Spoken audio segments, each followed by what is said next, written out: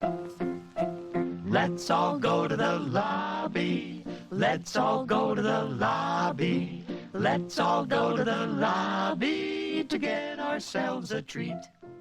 Hello and welcome to Movies vs. Capitalism, an anti-capitalist movie podcast. I am Frank Capello. And I am Rivka Rivera. Rivka, I gotta be honest with you, I am dragging ass today. I am very tired right now. We're recording this on a Thursday, and it's just been one of those cumulative weeks. So I just wanted to, be honest with and come in, with how I'm feeling. Not try to put anything on. Appreciate it. Appreciate the authenticity. I too am exhausted. But there's been a lot happening in the news as well. So I'm tired, and then I'm also just talking about all the things that are happening. There's a lot happening under the sea, and I don't just mean Ariel. Oh my God, that's right. Joke. I feel like that was such a dad joke. It was. I hadn't even considered that the new Little Mermaid could factor into this. But yeah, we have some nautical stories to talk about, kind of the things that everyone's talking about right now. So we wanted to talk today about two things. Well, first, the more lighthearted topic is the orcas, the killer whales that have been attacking boats around the world. For who, Frank?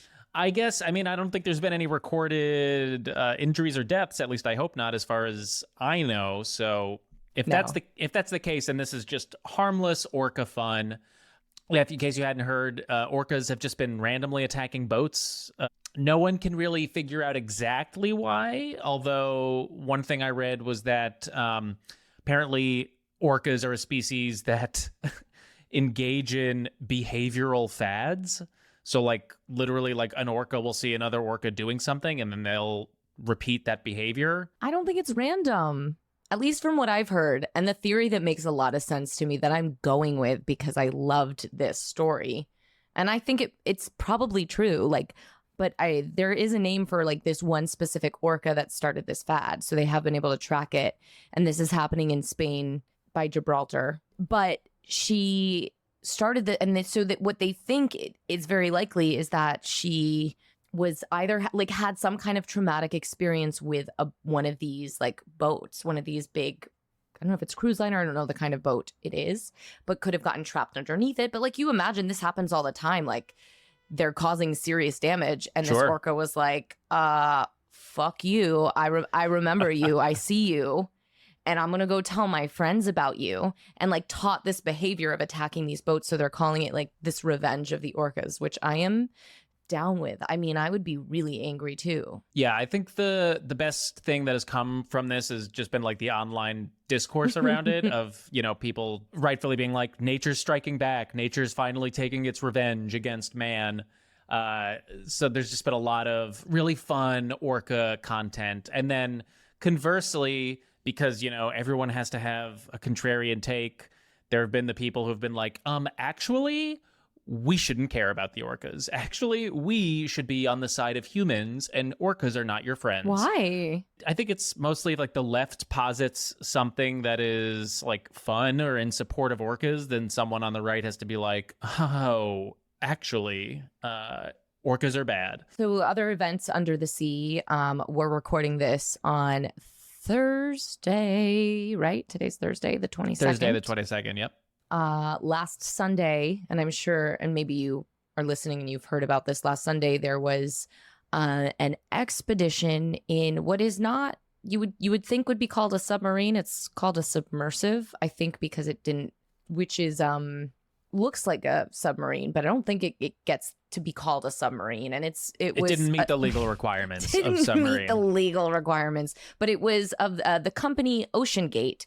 Basically, has been creating these wild tourist expeditions for people who want to pay a shit ton of money. We're talking $250,000 to be one of the few people who gets to see the Titanic. This is OceanGate. The CEO of OceanGate is Stockton Rush. What a name, Stockton Rush. And unfortunately, Stockton Rush, we now know, has passed away. Yes, today on Thursday was the day where We knew that their oxygen was going to run out, so if they had not been found by sometime this morning, then that we are to presume that they are. Frank, they found pieces though. It's like done. Oh wow! Oh, they found pieces. Yeah. Okay. They were going down to see it, so they found it like nearish the Titanic, the helm of the Titanic. It's all pretty spooky, but yeah, we were all like gripping, being like, oh, they have. I think the last thing that I had heard, they were like, well, there's 40 hours of air left and 20 hours of air left, and it was just like new nightmares unlocked to imagine being in this. And you can see videos of it. Like there's a video of Stockton Rush giving a tour of it. I think it was on like CBS Sunday Morning, and he's like, yeah, you just press this little button, you go down like an elevator, and he pulls out this like rinky dink, literally looks like a Game Boy controller, and he's like, and this is how you go forward, back, and it's just like, who would get on that? And then I just found this quote, I guess, on their company's website that says, we've had people who've mortgaged their home to come down and do the trip, and we have people who don't think twice about a trip of this cost. Like that's what they're selling the trip on, like, which was just so wrong and distasteful on so many levels. So even though on their website they claim that like people might mortgage their home because it's just so exciting to go down and see the Titanic, that was not the case for anyone on the Submersive during this trip. Everyone on there was we had a billionaire, and then a wealthy businessman and their teenage son, and a French explorer who had actually made trips previous, and then of course Stockton Rush. And then we'll get to the details of that, but I just want to say that this is also in juxtaposition to the fact that around about a week ago, there was an overcrowded fish vessel that sank off the coast of Greece that had hundreds of refugees from Syria, Egypt, Pakistan, and Palestine on there. And of course, this is getting not nearly as much media attention. And the UN is calling this shipwreck one of the deadliest tragedies of the year. There were 78 bodies that have been discovered so far. 104 people have been rescued at this point. And, you know, we're still missing like 500 people. And yet, mostly what you're hearing about are these 5 really wealthy people who made a choice to go down because I guess they had to see the Titanic. Yeah, it's fucking horrific. I didn't even know about the other ship, the ship of migrants that had sunk, until you just told me about it right before recording. So that is a testament to how little media coverage. Yeah, it's disgusting. It is completely disgusting. And, you know, we're not going to say anything new about the fact that the media will prioritize stories about distressed or endangered wealthy, you know, white people over, you know, less wealthy people of color. That's, you know, that take exists out there. But it is important to note it because, like I just said, I hadn't even heard of this story. Well, I want to say to your credit, Frank, when I texted you even about the Submersive, I'm like, "Are you following this?" And you were like, "Oh," and I was like, "Should we do the Titanic?" Which we will be doing shortly. But like, to your credit, you're like, "I really don't want to like, you know, there probably were other like people who were working class who were just workers on the vessel." Yeah, I was like, who were there are just probably there. crew members on there, you know? I was like, no, there was room for 5. There was not a crew member at all. It was like, there was one window. And then I was like, okay, let's get after him. There's been a lot of stuff happening online of people making jokes about this submarine going down. The fact that it was a group of very wealthy people. The fact that this CEO had been on record several times talking about how annoying safety regulations were, and he was one of the people down there, and the fact that the billionaire was also on the Blue Origin space flight with Jeff Bezos a few years ago. The fact that his son was at a Blink-182 concert. I think it was Blink-182. Something like that. Also on OnlyFans. Hey, everyone grieves in their own way. But there's a lot going on. You should check it out if you haven't. There's a lot of discourse. But what's most important is like you shouldn't check that out. That should be the second thing you check out, I think is our point. Yes, that should be the second thing you check out. And look, I'm not like, that sounds like an absolutely horrific way to die and terrifying. And like, I do not take any glee in the fact that those people have died. But I think the one thing, other than the disparity between the media coverage, the one thing that this story has really kind of highlighted, at least for me, is I don't know, just like the decadence of the luxury vacation industry.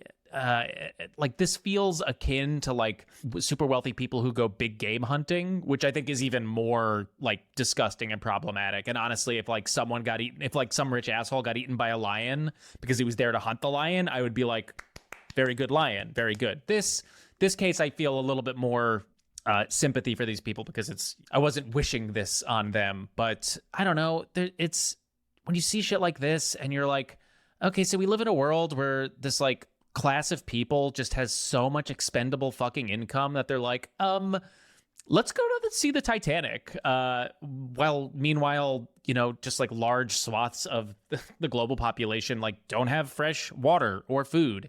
It's just such an illustration of how stupidly resources are allocated in a capitalist system. That's for me my big takeaway from this whole And again, ordeal. the fact that this company, OceanGate, has as like its selling point, like that, oh, this isn't a class thing. Like anybody could do it. You might mortgage your house. It might not be a big deal. Like, is just so like it's almost like satire of how out of touch they are.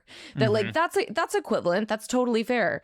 You might like you're starved to death and it might be a blip for you, but everybody wants to see the Titanic. You're like, what the fuck? I gotta be honest, even if that trip cost $1,000, I don't give a fuck about seeing the Titanic. I was like, all right, there's pictures, I'll watch the movie. That's not like that. Getting that little rinky-dink thing is just, that's disturbing on so many levels. I also just want to say it was interesting looking up articles briefly as we were getting ready to talk about this, and I just think it's fascinating the media that chooses to leave out the word billionaire. Oh, interesting. In describing, like, because some places I saw were like billionaire and others were like businessman.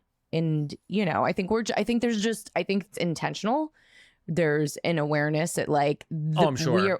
We're conscious of how being a billionaire is criminal. Mm-hmm. Being a billionaire is just straight up criminal. I think if that statement pisses you off, like, ask yourself why. Have you ever read any of the think pieces about why people should stop being wealthist, which is to say prejudiced against wealthy people?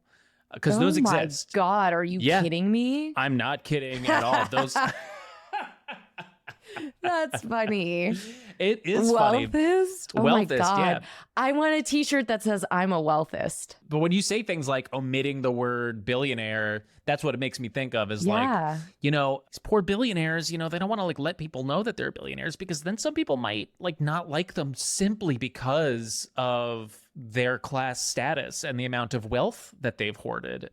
And it's like, yeah, 100%. You cannot be a billionaire and not be a criminal. Like, you're exploiting fucking people. You have blood on your hands, period.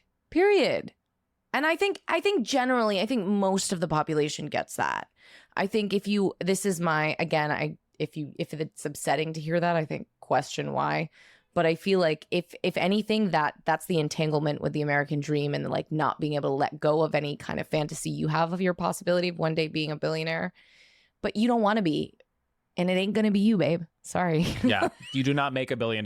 You take $1 billion. All right. Well, I think that's everything that needs to be said about the oceans. So we should get to our conversation about Good Burger. But first, we want to let our listeners know that this podcast is produced by the two of us. We perform all of the necessary labor to make this show happen. And as we're trying to practice our anti-capitalist values, we will not be selling ads on this show. We rely completely on community support to keep the show going. So if you're able to support us, please consider subscribing to our Patreon. For just $5 a month, you get access to our entire back catalog of premium episodes, and you'll be directly supporting this show. You can also leave us a one-time contribution in our tip jar, and you can find all of those links in the episode description in your podcast player or by going to mvcpod.com. You can also help us out for free by leaving a rating and review for this show on your podcast player. It only takes a few seconds, and it is very helpful in boosting the algorithm and getting this show in front of more people, so we really appreciate it. All right, we're going to take a quick break, but we'll be right back with our conversation about Good Burger with Andrew T. So we are joined by Andrew T today. Andrew is a TV writer and podcaster who hosts the Yo, Is This Racist podcast. Welcome, Andrew. Hey, so I lost you for a second, but I think I got the gist. Hi, thanks for having me. Hey, it's so good to have you today. Andrew, so a little bit of background for our listeners. You and I met for the first time years ago at the Earwolf studio when you first were turning Yo, Is This Racist into a podcast. I was one of the engineers that worked on the show. Yeah. And I always think about that time very fondly, specifically working with you because... No, I'm serious. Because you were that's so nice. Well, it's weird. You were like easily the nicest host that we worked with there. Not saying that everyone was mean, but like some people were, and and I'm not going to name names, but it was always such a joy to get to work with you. You were always such a nice guy to us, the engineers. So thank you. Well, I mean, I think primarily it was because I was very out of place there. So I was just sort of like, not that you guys weren't special, but I was like being very nice to everyone because I felt like perpetually on thin ice at Earwolf. So just like, I don't know. I'll just, make it pleasant to be here as much as I can. Also because it's like, this, especially then, and barely now, it's like, it was more just like, it's nice to be able to have a platform. And even though for me, again, I was a little out of place at Earwolf, it was very like UCB, like, especially at the time, like white comedy folks. So, I was just like, all right, it's just nice to be around and have you and like the other engineers like doing shit professionally. So I was like, okay, this is cool. Anyway, I'm overthinking this, but thanks. I got it. It was like a defensive kindness. Yeah. yeah. Otherwise, watch out. Oh yeah, no. If I had my choice, I'd be a total dick. Well, I wanted to have you on. We wanted to have you on the show because you're a very, very smart guy.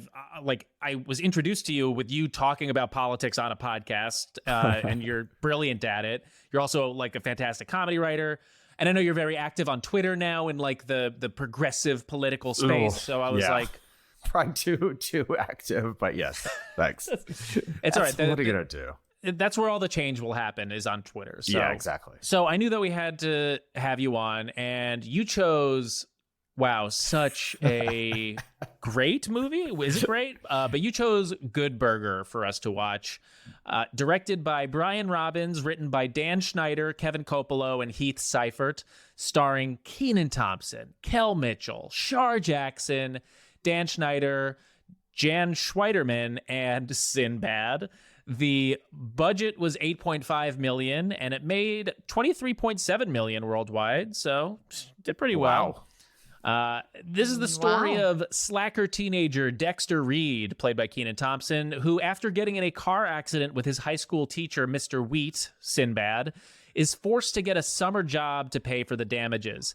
Dexter gets hired at local burger joint Good Burger, where he meets a wild cast of characters, including Ed, played by Kel Mitchell, the eccentric counter guy, and Good Burger enthusiast. But when mega corporate Mondo Burger opens up across the street and starts stealing their business, Dexter and Ed come up with a plan to save Good Burger. Some historical context for when this film was released. On July 25th, 1997, Bill Clinton had just began his second term. In March, 24-year-old Brooklyn rapper, the Notorious B.I.G., is killed in a drive-by shooting shortly after leaving a party in L.A. Also in March, 39 of the Heaven's Gate cultists commit mass suicide at their compound in San Diego. And in June, Timothy McVeigh is convicted on 15 counts of murder and conspiracy for his role in the 1995 Oklahoma City bombing. And in July, the Dow Jones Industrial Average closes above 8,000 for the first time ever. And in October, 1 billion shares are traded on the New York Stock Exchange for the first time ever. Thank goodness. Other films released this year were Good Will Hunting, Men in Black, Austin Powers, and Titanic. Wow. I feel like all of the, what a year. It kind of feels like so seen. I feel so seen by all of those movies said out loud all together. Just like, wow. So, Andrew, the first thing we do with the conversation is ask our guests, why did you choose this movie for us to watch? Gosh, now I'm trying to remember what was the other movie that we didn't go with, because initially I was like, okay, this will be a nice opportunity to watch something new. And so I believe I chose Magic Mike, which I had not seen. And then, I was told, rightfully, it makes sense that it's probably better if it's something you've seen before.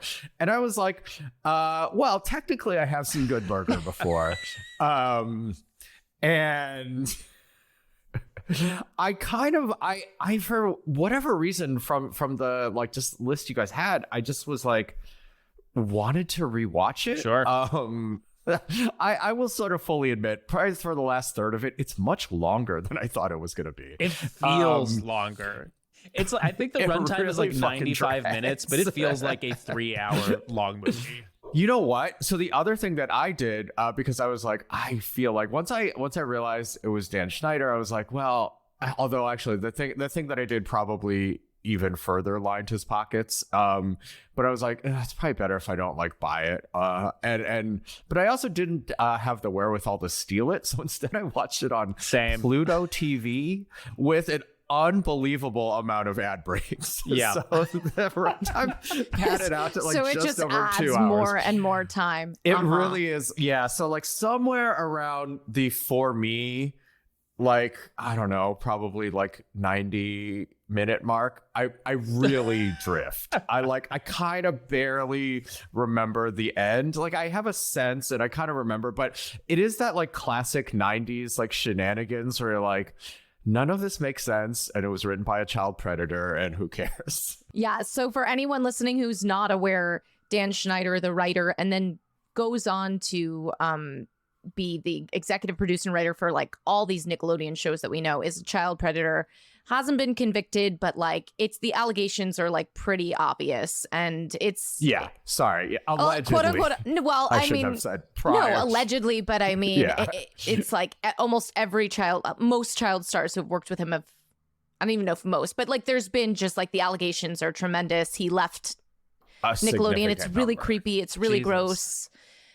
And also just being a total, like, also just like an asshole and taking advantage of, like, on top of like sexual predatory nature, just like taking advantage of these child laborers, really. Yeah.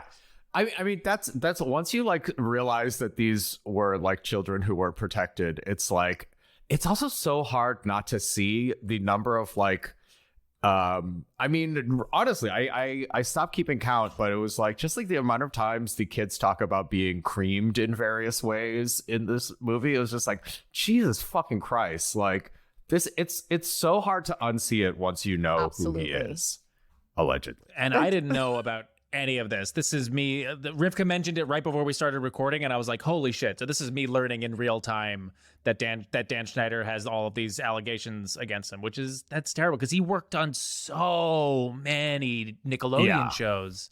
He was around forever. Yeah, I mean, there's not much more to say about it, but it is very like distracting where you're just like, ugh, fuck. Yeah, it comes up. It definitely comes up. Absolutely. And it's interesting that you didn't see it through that lens, Frank, because then when you watch it again, you know, and we talk about that so much on this show about like, that's part of this is rewatching with a new awareness. And you're like, man, it was still there. Mm-hmm. Like you were saying that, you know, there's certainly, I know watching it, there was like the Carmen Electra plays what's the name of her character? Roxanne. And I know we're jumping way ahead, we're not getting, but like since we're going there, let's go there. She plays Roxanne, who's like in her 30s, right? And she's sent in to like seduce Ed, who's 17. I mean, it's really gross. And I looked this up because I was like, I need to know how old they were in real life. So according to, if everyone's age is what Google says it is, then Carmen Electra would have been like 23, 24 when they shot this, and Kel would have been 17. It's problematic in the movie itself, but it's also problematic in the actual production of the film and having like an adult woman like physically seduce a child, a teenager, on a film set. But it makes so much sense in the, I mean, not that there's a world in which that makes quote unquote sense, but in the context of like someone in charge, like a Dan Schneider, that's how it works. You know, they're like normalizing it. And they were normalizing it for us then as the viewers. And that's part of the creepy. Like I definitely as a kid was not like, wait a minute. this age disparity. You know, I was like, I think I just processed it as like, oh, this is a trope that I see, and she's like the tits and ass meant to seduce him, and like, good for him. It's so funny. And yes, actually good for him. He doesn't fall for it. Yeah, it's just bizarre because I think that's one of the hallmarks of, I think, when you kind of look back at these like, oh God, we're getting way too far into this, but these like Dan Schneider joints where it is like putting children who act like children. Like Ed's thing is he acts like a complete innocent in like adult situations. And then loosely the whole plot of Good Burger is like, you know, a corporate espionage movie. So like it's like putting these like All That kids, right? Is that Yeah. that's what the show they were from? Yeah. All That kids in like a adult thing, which I guess is sort of like what Bugs Bunny was, but it's way weirder when it's human beings and like human children. He's also acting in this one, which is like even weirder. But you know what? I'm sure we'll touch on him again. I was really glad you chose this movie, Andrew, because it was just like I thought it was really funny. I just thought it was really funny, and the child in me was like, "Oh my God!" It was like finding a toy that you're like, "Wait, I love that joke." You know, like there were just some jokes that I was like, "Oh, that was formative for me." Like, you better watch your butt, and then he turns around to look at his butt. I love that Just really commits to. I mean, yeah, it's like Kel. commitment. Truly, here. I mean, I guess it is just like his like acting style. Like it's hard to age out of that the way like Keenan did. I would imagine like Keenan as the like playing more straight man character was able to transition into like the SNLs and things like that probably easier than Kel was. But yeah, it's like he's like really being Bugs Bunny and just like going for it. And like at no point relents. Like it's pretty wonderful. It's wonderful. It was a reminder of like how much 90s comedy is just like people getting hurt. Just like Yeah. a lot of just like zany pratfalls. And I agree with Rivka. There were some things in here where I was like, that is just straight up a good joke, like that someone wrote for either Keenan or Abe Vigoda. Abe Vigoda gets off Yes.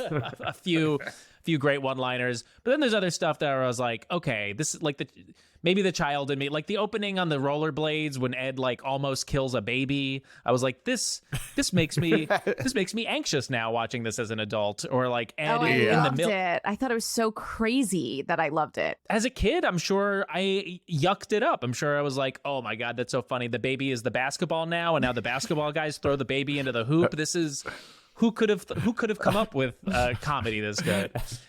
They really make a big, like, they really are in on the shot of the baby smiling and being unharmed as it goes through that.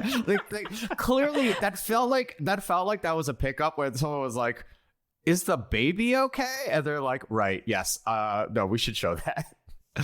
Oh, weird day for that baby. I mean, the thing that had always lingered with me about this movie, and the reason that we had put it on our list, our short list to begin with, was I was like, I know that the main conflict of this movie is Good Burger versus Mondo Burger.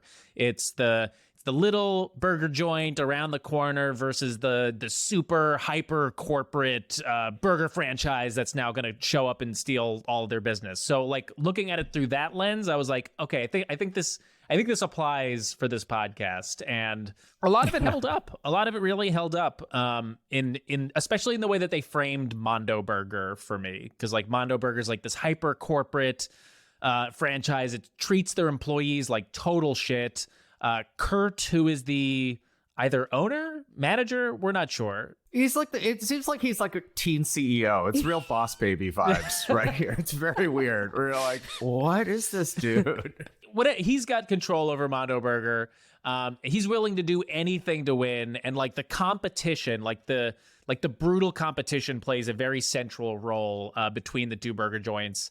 Although the place where it lost me in terms of just looking at it from an anti-capitalist perspective was this ended up being a parable for what I would call like mom and pop capitalism. Yeah. Which is like we root for the Good Burger, because they seem like they're a family and all the employees get along, and they're like the zany cast of characters, and they're like coming together to work and make these burgers, but and like that's framed as like this is the good type of capitalism, and not considering the fact that like all these kids are getting exploited regardless, like at the heart of it. Yeah, and additionally, you have like Ed's character who's portrayed as just loving his job so much that like he showers in his uniform and just like, I don't care if I get paid $5. Cool, I'm getting paid $5 an hour. Like, great, right on. Like, that's great, dude. Like, just there's never ever, and he's who we're seeing the film through. So there's never a question of like,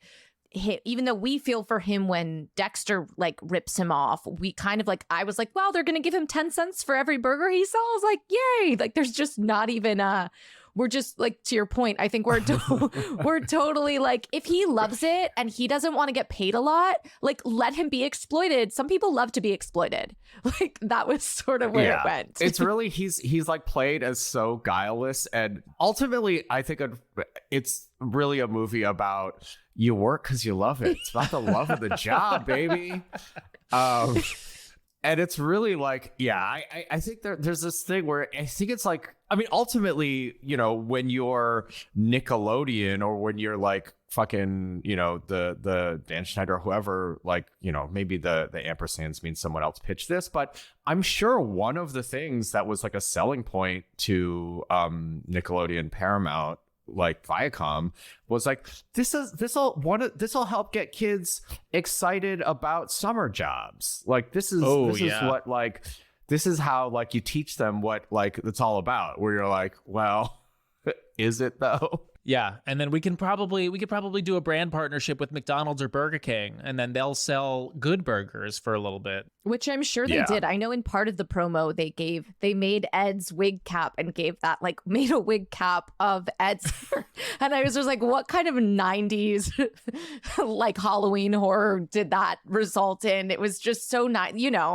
I'm sure they sold burgers, whatever they did for that. I don't know. I thought the discussion on the commodification of food, though, in this was pretty interesting. I don't know how aware. I definitely didn't care as a child. I think I was like, get me a Mondo burger. Like, I'll eat whatever because I like this movie. But watching it now, it was just a stark reminder of how, like, ultimately in this country, we were taught that we have lots of options for food, and we don't, because corporations have taken that over as well.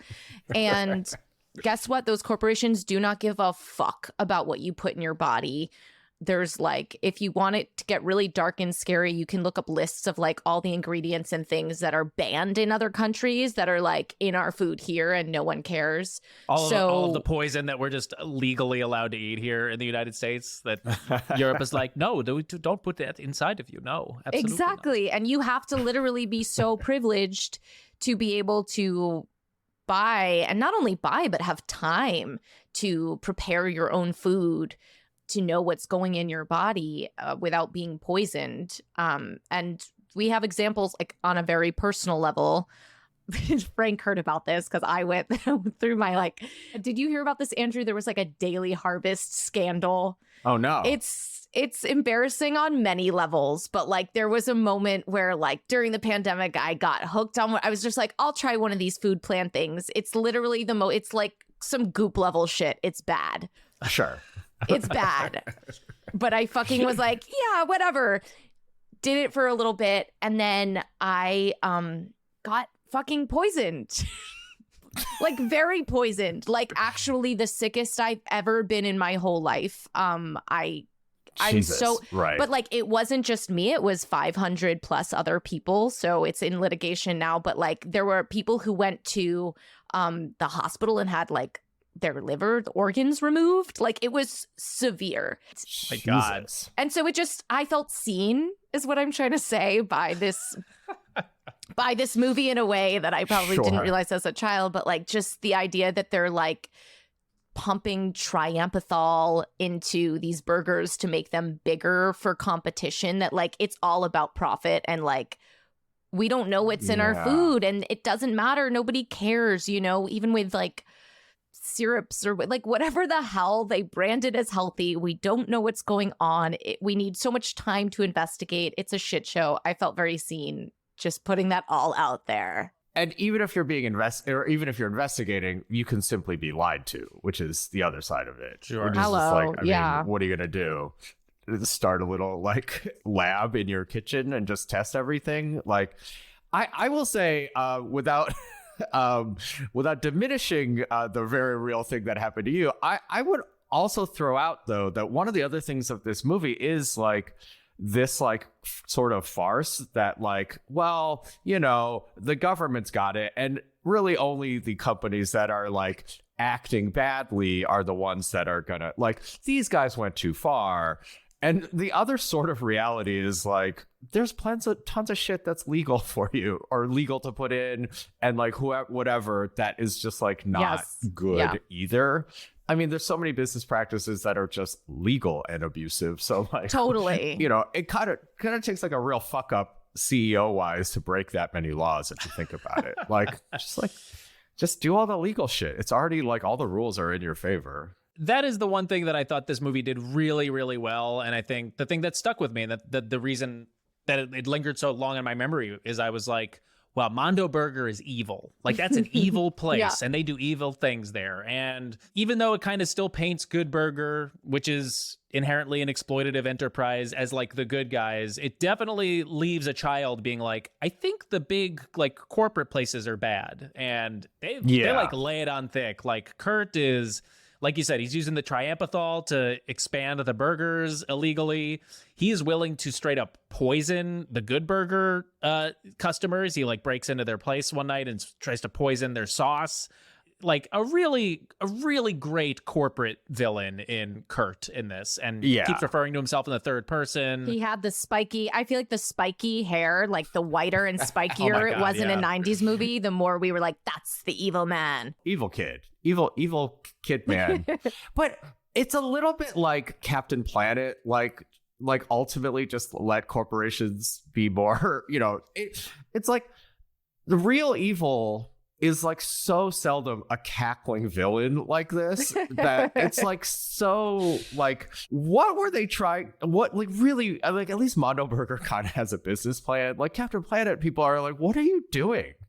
Like, you're supposed to sell the nuclear power before you make all the nuclear waste, not just have a mountain of nuclear waste because you want it. It's so weird. Like, all these 90s morality things are like, bad people don't make any sense, and therefore maybe they don't exist. Well, I think Right. it's like narratively, especially the way that it's portrayed in film and television, it's just the simplest way to present, you know, like the excesses and problems with our society, and especially the way our economy is organized. Because it's like, it's very, very difficult to explain in like, I don't know, like a 30-minute episode of a TV show or even a 90-minute movie. It's just about like, no, this is like a systemic thing. There are like multiple institutions, and yes, there are like very few people at the top, but like they're like their own class, and they all work together. And there are people in it. Like, it's much more convoluted. So it's much easier to have like, Kurt, the 19-year-old with spiky hair, and just be like, well, this one guy was bad. Yeah. This is like the anti-corporate version of like Joe Biden telling Donald Trump he's gone too far, Buster.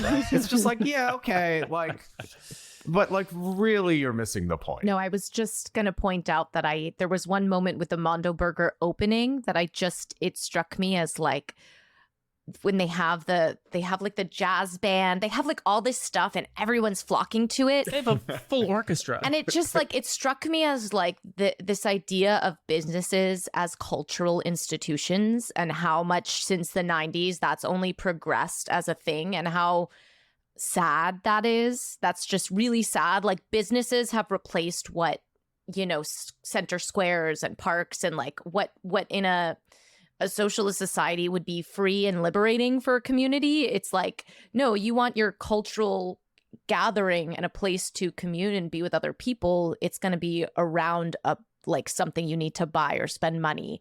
And I just thought that was like the really, mall. yeah, like the mall. I thought it was Yeah. really well done, where they're like having it wasn't about burgers. It was like, yeah, I would want to go hang out there too, because they're like, there's a looks like the only culture in town currently, you know? I mean, that looked like a fucking sick party. The grand opening of Mondo I know. Burger. I was like, who is backing Mondo Burger? Like, where is the ownership? Where are the investors?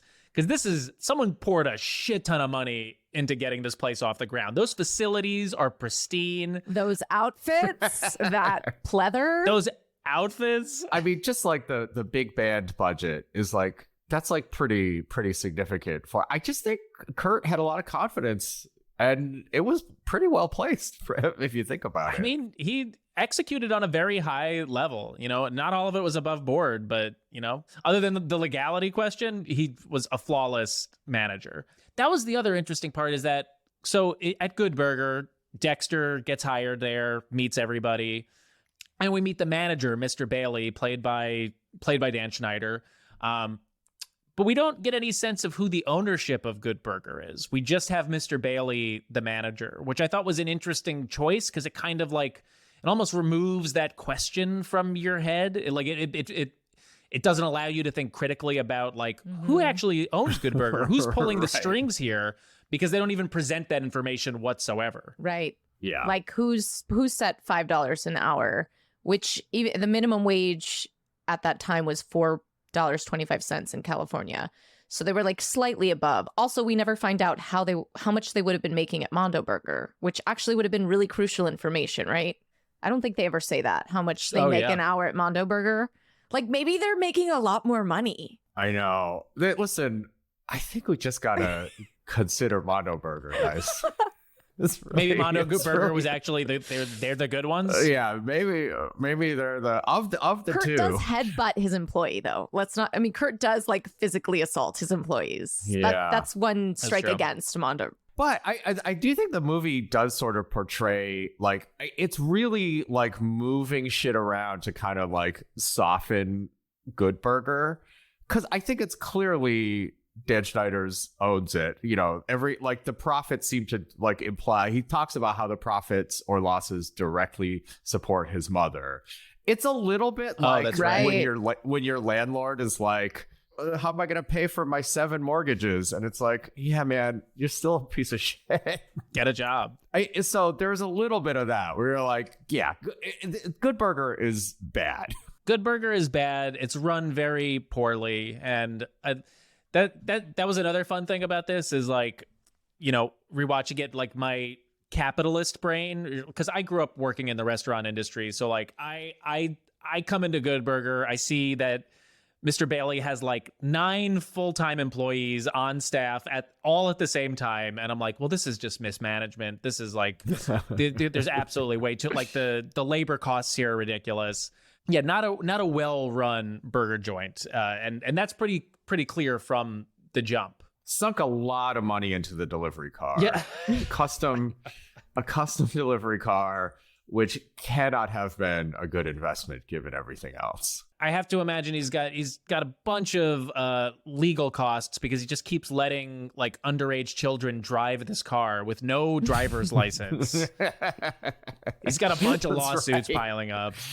Right. That's right. Keenan's supposed to be 15 in this. Wow. Yeah. Because he talks about he's not getting his driver's license till next year in the open. Yeah. This is crazy. It's crazy. Well, now that we're just doing a little math, right? There's just the math on the betrayal. This is like crucial to the heart of the story, is that Dexter, when he finds out that Ed's going to save Good Burger with his Ed's special sauce, and Ed, you know, it's my favorite part. I'm team Ed because Ed's like, I'll tell you my recipe. Like Ed just doesn't get them, doesn't care, seems to be very community driven, will share his recipe with whoever wants it. But Dexter's like, oh no, we're going to capitalize on this. We're going to make money off of this. You're not going to tell anyone. And I know that you're getting 10 cents now for every burger that's sold because you have the special sauce. Sign this contract and I'll get 20, I'll get 80 and you'll get 20. So he's like, does this bad deal with Ed, and Ed just wants a friend ultimately. And so, and also says like, Ed can read some of the words on the contract, but it's like, doesn't, you know, says that. I don't know how much Ed's just like, I don't care. I trust you, buddy. I want friendship so badly, but like signs this bad deal. So there's the 80-20, which, yeah, that was devastating. Is that bit supposed to, that's supposed to be like those old music contracts, right? Those Motown contracts, I feel like were like that.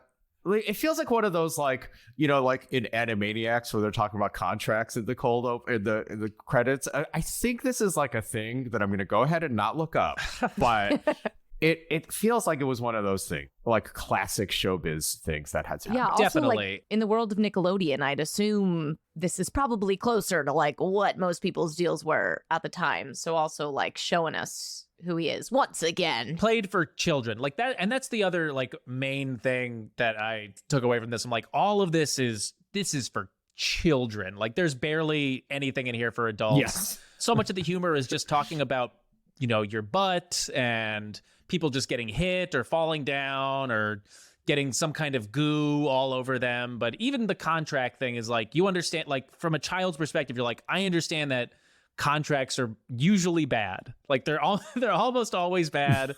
They almost always end up with the person signing the contract like getting screwed over in some way, shape, or form. And correct. Correct. Correct. Yeah. But I did think that the Dexter Ed friendship and the way that honestly, this is like a pretty well structured movie, just in terms of like what each character's motivation is and the way that their individual relationship develops.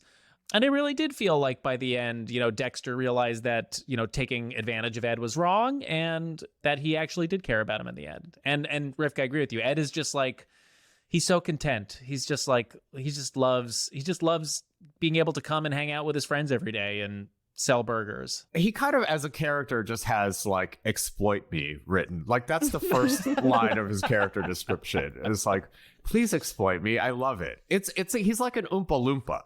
They do a lot of narrative hand waving to be like, he likes this actually. Yeah. And you're like, that well, is an Oompa Loompa comp is precisely it. I've always had that thought. they have the same haircut. Yeah, just dye Ed's hair green. You know, but it's also interesting that Good Will Hunting came out at the same time of this movie, because I had the moment where I was like, is this like Matt Damon in a different world? Like, I felt like they had a very Matt Damon had, you know, where you're like, you wouldn't think that the janitor would have the like math, you know, like they played up that whole trope as well in this, where I was like, you wouldn't think Ed could make a sauce this good. Yeah. Like, save the business. If we're following the logic of this movie to a T, then Ed is actually a genius who can speak with dogs. Because there is that there is that bit in the middle where a dog runs under them and barks, and he's like, "What's going on? There's a bunch of clowns in a broken down car," and then nothing, and then like a scene later, you see a bunch of clowns in a broken down car. So you're like, "Oh, so Ed is actually he's clairvoyant." I guess he's supposed to be magic. That's sort of, I guess, what that character tends to be in these movies. I feel like a little magic. What did you think about race in this world? Because I was trying to. It was like, what is going on? Yeah, I'm curious your thoughts on this, because I was trying to track it, and it seemed, I was like, we're in Los Angeles, we're in California. Especially interesting considering that this movie was written by 3 white guys. And there's a lot of like black cultural stuff in this film. So I'm very curious how that came about. I'd have to imagine, like, given the 90s of it, like, these were, I'm guessing the other folks, again, not going to look this up, I could easily do it, but I won't. They had to have been associated with all that at some level. So I imagine it's people that's like, we've written for Kenan and Kel for years. Like, we know their voice, to the point where I'm like, I were these characters created on all that? Possibly. They were, right? yes. Is this this is like a Wayne's World like feature. Got it. Yeah. So that feels like the type of thing. The TV version of it is like the thing that is really nice is like Kenan's like upper middle class, like black. They don't really, in fact, the one joke about race is quite good, where at the end like Kel's like, I don't like you, and it's like, is it because I'm black? Which is just wonderful. Because he's talking to Kenan, and it's like, sorry, yes. Yeah, it's between 2 black folks, and it's just such a weird, like, Dumb and Dumber joke. They're like, fine, this is great. Like, what are you gonna do? But I imagine, like, the like meta of it is this whole thing of like, at least for comedy, like the business is in like portraying upper middle class black folks, which is like how all the rest of this sort of shakes out in a way that's like trying to think. I mean, I don't really have like a cogent thought about all this, but it just like as I'm like talking through it, like I mean, I'm guessing probably I would put money that like, you know, all that had a mostly white writer's room, if not completely white. Sure. And I would guess that there was a lot of like, they're just like all of us, you know, that we're it's very like colorblindy in the kind of like portrayal. And then it's just sort of like, you know, with a little teeny tiny bit of like, you know, the easiest hip hop, and then like let Sinbad, you know, like improvise a few lines. Yeah. Well, I was just tracking as I was like, whatever was in, I agree with you. It was probably like in this colorblindy 90s-ness of it all. But I did think in watching it, I was just trying to track like the effect of watching this world as like, I noticed that all of the customers were white. And when you did see color, it was like on the staff. And then, but then it was interesting seeing, it was almost like they didn't, and it was part of the weirdness, I think, of the world where it was just like, how aware are these characters of like, because they would suddenly become very aware and make these jokes. And then there would be moments where I'm like, where is he living? Like, where is he coming out of this world? And then like, they do make that joke about, I think it was Sinbad as the teacher, where he's like, I don't want to put a black man in jail. And then but you earlier had him running through, and it was like, you're like, oh, you're throwing white babies. You're like, you know what I mean? Just like, what does that all mean? And I'm just thinking about children taking in all of those images and just being conscious of like what media would be telling us in this whole 1997 world. I thought was kind of like a fascinating thing to look at. And I also don't have a cogent thought, but I was very aware of it. To the extent that they would be patting themselves on the back, and also just to the extent of the times, it's like, I think they, all the whole world, America was still at the like, isn't it cool that we have black kids just doing not stereotypical things, basically? Like, Sure. Isn't it nice that these are the main characters and they're positive and they're goofy? And I'm positive they didn't think past that. Like, why would they?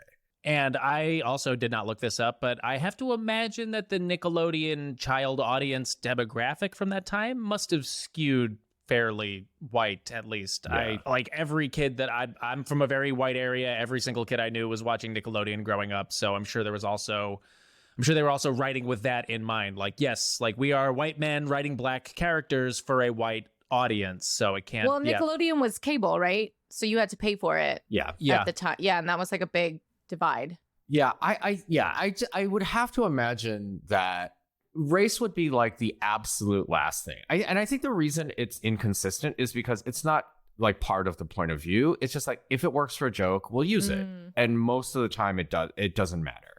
There is so unlikely to be a point about it that For sure. it's so hard to, like, you'd have to create one. Yeah, the biggest point of view that this movie has is like, don't take advantage of your friends. And if you're going to do business, do a nice business. Do a nice business that doesn't poison people. I'm curious, before we go to the awards, did you two have any like brand loyalty to any fast food places growing up? Or like, did you have a relationship with like the McDonald's Happy Meal and like the commercials and the toys? Like, because that was a huge part of my childhood. And I know my parents would love the opportunity to not have to cook. So if we were in the car and was close to dinner time, I was like, hey, Frank, you want a Happy Meal? It'd be like, absolutely, yes. Like literally my favorite thing in the world.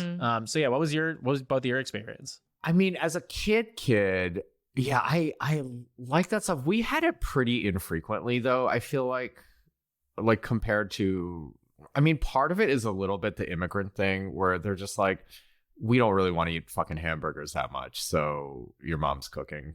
It was kind of what it shook out to. Like, yeah, I'm trying to think. But yeah, I think like everyone who grew up on this, I was pretty like, I want to have that thing, the toy. Yeah. Let me have that toy.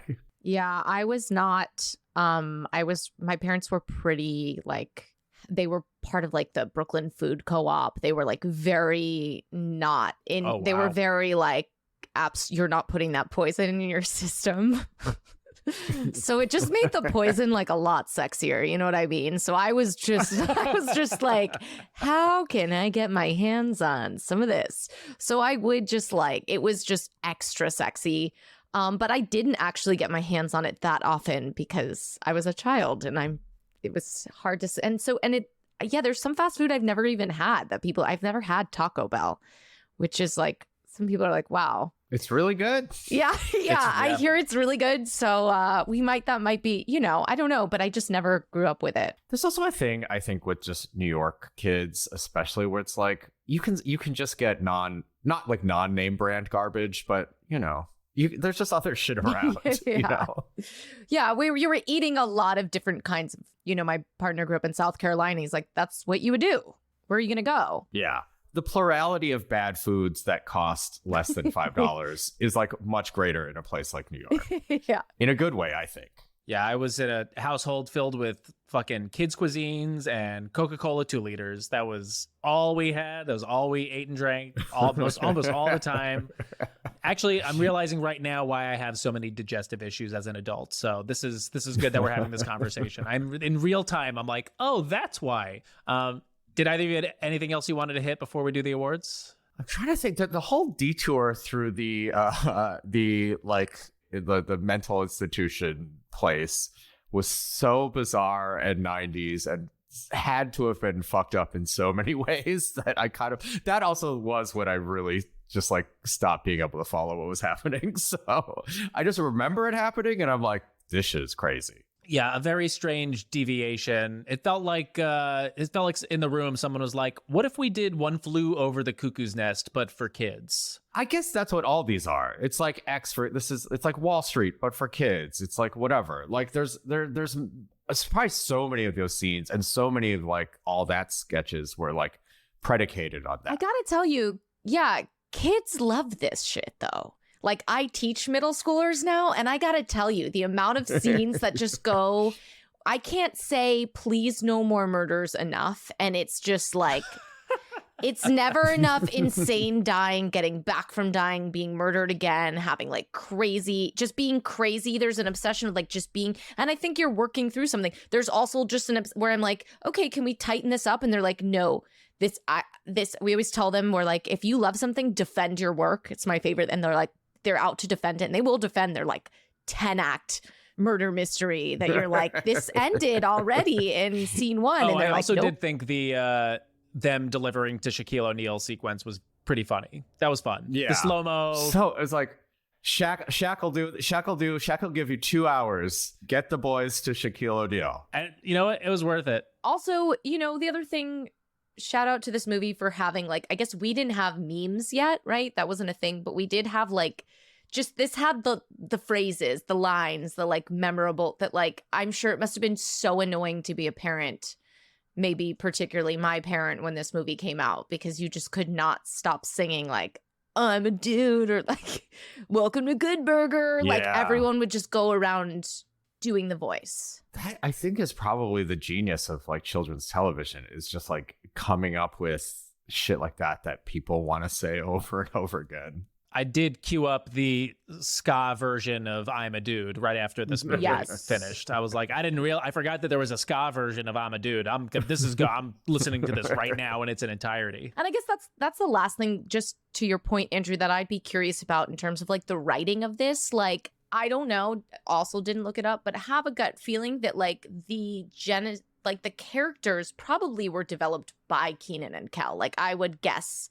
maybe I'm wrong, but I think it was probably like they were developing characters and messing around, and then that got written for, in which case, like, I'm sure they probably wrote a lot of this and like didn't get any writing credit, is just like my totally just gut feeling. Yeah, it's so hard to know with like a teenage sketch show. I feel like you're like, because you probably just let them like, I'm sure they audition with like characters just the same way SNL, I'm sure that's like part of it, like bring in a character. I feel like I remember I used to be like an All That head, and I feel like that was like being like, how could I get on that? And you would bring in characters you know, there's also just that exploitation that, like, even as we know in acting in the comedy scene, you could go into an audition, like, improvise a whole thing, not get the part, and then watch the show and be like, that's so funny because I did that and they heard it and now it's there. All right, Angela, well, it is time to hand out the awards for this episode. Our first award is called A Point with a View. This goes to the character with the best politics in the movie. Probably the guy that throws them out of the psych ward, like breaks them out of the psych ward. Oh, yeah. Yeah. That's my guess. I'm just assuming it can't be Ed for you don't like putting all your eggs in the Ed political basket seems like unwise. There's no one's counting votes at the end of this. So, you know, you can put those eggs anywhere. I would have also given it to Ed because he's like what, chaotic good. He's just, but I'm actually going to give this to Monique, one of the other Good Burger employees, because she makes the active choice to be like, Dexter, I don't like you anymore because I found out you're taking advantage of Ed, and that's fucked up, and I'm not going to be interested in you anymore. So. It is Monique. I'm sold. I will put some eggs in Ed's basket because he's the best person, but I don't know if he has the best politics. But I think no one knows what his which politics is the problem. Yeah, for sure. Okay, our next award is Despicable You. This goes to the character with the worst politics in the movie. I mean, you know it's got to be Sinbad. Who starts this whole shit. I just feel like it's Sinbad too over easy Kurt? to give it to Kurt. Just too Sure. Just can't curve it to Kurt. Kurt's, I don't know. It's Sinbad. Sinbad has the power to be a good person, whereas Kurt, I think, is just genetically predisposed. Sinbad really does like relish in being able to like get one over on this kid. Yeah, punish this teen. Punish this teen. Also, he like grabs Keenan and like smashes him into the hood of the car. Good. And I was like, if Keenan knew, he could just be, because he has witnesses, he could just turn around and be like, you guys saw that, right? He put his hands on me. Great. I'm walking away from this, sir. I don't know you shit. Right. Yeah, I'd say like Sinbad Kurt would be my votes for this as well. I was pretty mad at Dexter. I didn't get over the like 80-20 of it all. Pissed me off. Like, so That's true. He's really a bad person. And like he knew that Ed would know. He was like really low. It wasn't just that, it's that he knew Ed wouldn't know. And like it was so gross to me. So it's going to him. All right. And our last award is A Star is Scorned. This goes to the supporting character that this movie should actually be about. I think you said it, right? Monique?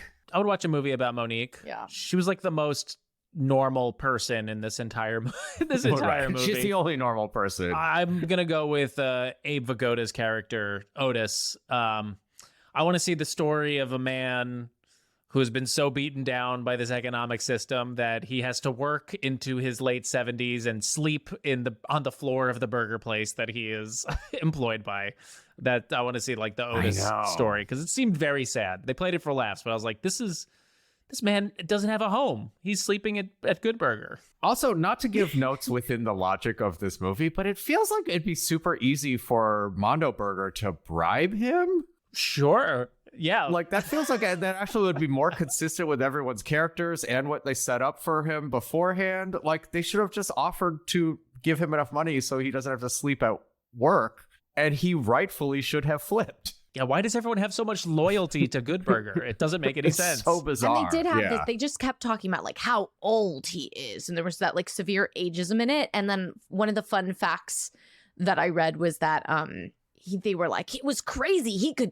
He was the most fit of us all. Like the actor that he was like jumping walls. I don't know what walls he was scaling, but they were like, he scaled walls during the making of Good Burger. Like, whoa. Wow. I mean, listen, the whole thing, I will just say that, like, so my last job was I was writing on that 90s show. So it was all like teen actors. And when they found out I'm in my 40s, and when they found out I'm in my 40s, it was like they had found out I was dying. All the kid actors came up to me separately and were like, "Hey man, you're still cool. It's okay." And I was like, "No, I know, kid. It's fine though." And also, no, it's fine. But it was like truly, like clearly, like one of them learned, because I was like, "Oh, hey kid, I'm actually the same age as your character." You could see the gears turning in his head, and then he like went back, and then within 45 minutes, all the other kid actors had like checked in with me. Oh my God. What did you say? Unreal. Are you like, was just yes, I'm on death's doorstep. Well, I mean, because they were mostly just there to tell me I was still cool in their opinion, and I was like, it's fine, guys. Wow. Wow, guys, Andrew really needs some validation right now. I think we all have to No, it's That is fine. so individually. It's fine. Wow. Should have been like, thank you so much for saying that. And just so you know, this is incredibly rude what you're doing right now. Wow. That's okay. They're famous. They're only gonna get more famous, so it's okay. They could be rude for the rest of their lives. So, on that note, before we wrap up, we love to discuss with our guests how we as artists and people strive to practice our values as anti-capitalists in our own lives, and even how complex it is and contradictory it can sometimes be. Is there one thing, or more than one thing, a practice that you engage with in your life that you'd like to share? I mean, the main thing that is very focused is a group that like I think everyone on here knows about a little bit. It's the main sort of mutual aid group that I do anything with, just because I just know the folks the most. But it's called Solidarity and Snacks, and there are sort of two distros of mostly supplies, snacks, on Skid Row in Los Angeles. It's a thing that I got into during 2020 when I was like really struggling sort of mentally with like a lot of stuff. The like honestly like purely selfish part of it was, you know, not merely the like, oh, it's like nice to like, you know people in your community and like, you know, do stuff.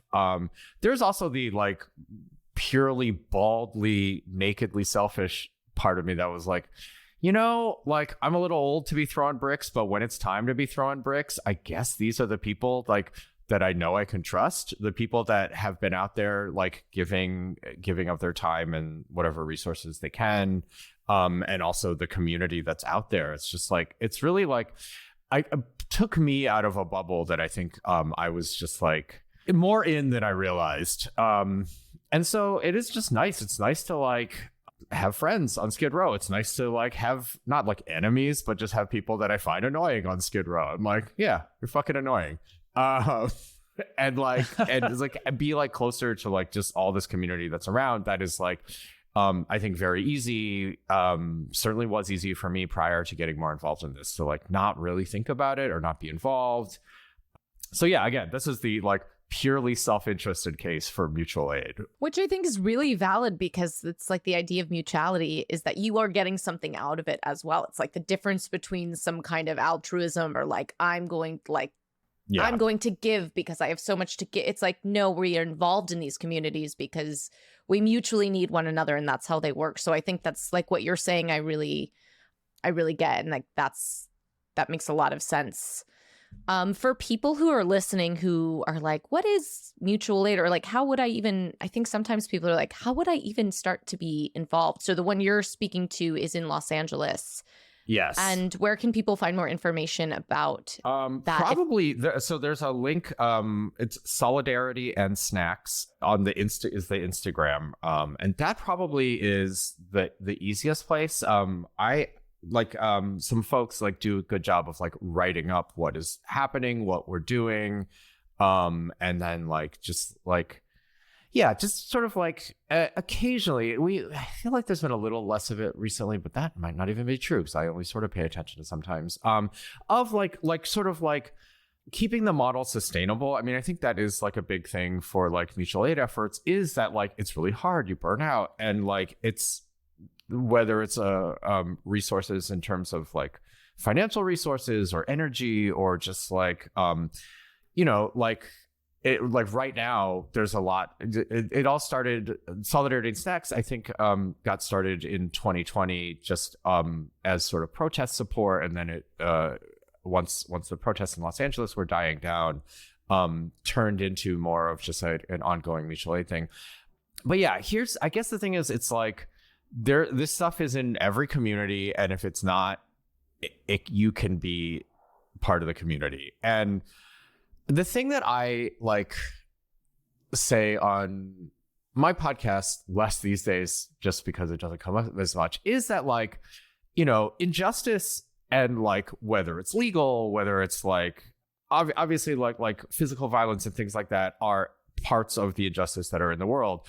But like also the other like taking a step back view of it is it's just like help people hurting other people. That's what these laws are. That's what like these are. And then what you can do is take what resources you have and you can organize and try to help other people. And it's not one-to-one and it's not perfect. And there are like systemic reasons that your money can only go so far, your efforts. But that's also just a way that's like better than like just vote or like send $100 to, you know, whoever, like whatever elected official. Like it's just the like actual like impact of what you do. You know, laws hurt people, you can help people. And that's kind of, to me, the like calculus of all that. So anyway, just help people. It's way easier than you think. You're right. There is no one-to-one, and just like any little bit that you do is a little bit more than you would have done if you had done nothing. Or that someone wasn't doing. Or that someone wasn't doing, exactly. Andrew, where can our audience find you and your work or your podcast if they'd like? Really, I just, especially since we've been talking, just Yo, Is This Racist is the podcast. It's on other places, no longer on Earwolf. We got out of that. And yeah, that's probably the best place. I guess like social media is like my name, but it's not super important. A strong plug, a strong plug. Andrew, thank you so much for joining us. We really appreciate it. Thanks for having me. Yeah, thank you. Thank you all so much for listening. Make sure to follow us on Instagram and TikTok. And if you've been enjoying the show, please consider becoming a supporter. Again, you can find all of that info at mvcpod.com. For next week's movie to celebrate Independence Day, we'll be watching the 1984 military drama, A Soldier's Story. Thank you. Bye.